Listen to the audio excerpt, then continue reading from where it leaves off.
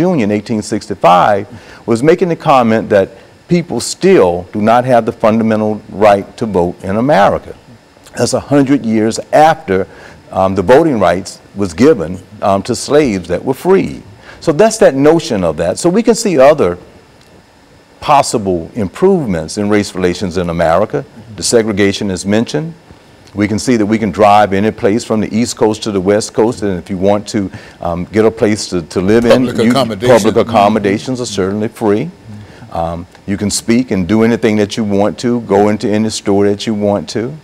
We can even go as far as say now we actually have an African American president, and we can see representative on the Supreme Court, since that's such a topical issue.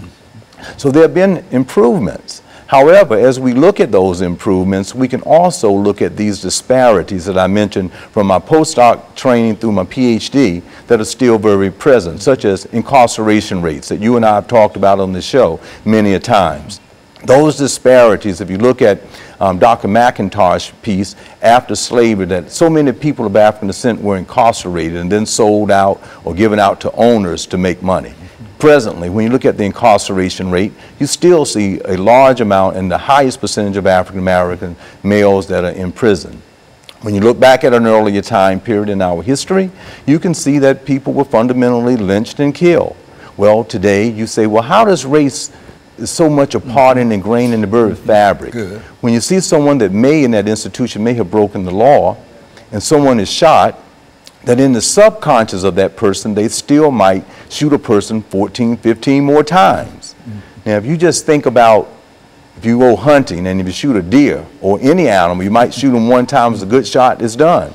You don't think about shooting them 15 more times. So we can see how something within the subconscious really is still present within our society as an indicator. So in sociology, we have to have a very clear definition of race. And race is fundamentally defined as viewing someone's attitudes and beliefs of someone's physical characteristics, such as skin pigmentation, hair texture, those things that are just obvious, and a notion of inferior and superior ideas about those physical characteristics. Now again, how is that so ingrained from an earlier period and still very present within our culture today? Everything from commercials to what we see in mass media, and that doesn't mean that there haven't been many improvements made, but that's how race is fundamentally seen. Now, I'd be remiss to say how sociologists and anthropologists and other social sciences has indicated to us in the literature that race has really been not so characteristics on how it's been defined and placed in our American culture, but it's a social construct.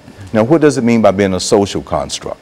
That means that historically, people have placed people into categories that really don't have any real meaning at all, such as Negroid, Caucasoid, and Mongoloid. And from that present quasi type of experiments that were done, people still have those feelings today through theory, and noted some of our primary sociologists and other social sciences out there have kind of instigated a racist type of theoretical framework that fits the social structure of America. But it's erroneous. We are much more human than the other types of characteristics such as hair texture, skin pigmentation. Let me give one real quick example of how if someone is from Australia and if their DNA or their blood type matches someone in an Igbo tribe of Africa, it can be used. If there's a physical part in a human being that now in our postmodernist technological stage of living that can be transferred for someone else's parts, it can be done. So we are much more alike than we are different. But however, here in the United States, from slavery to right now, it was socially constructed that there are these differences. And that's why I started the conversation off by it becomes so ingrained in our culture that we are forced to check certain items and to say that we are of this category or the next category, and we have to question to what degree does it have real meaning or just erroneous meaning. And so what we'll do, Doctor, is to take this second commercial break, and then we'll come back and sort of round this up for the day. And we'll be back with our audience following this very, very short commercial break.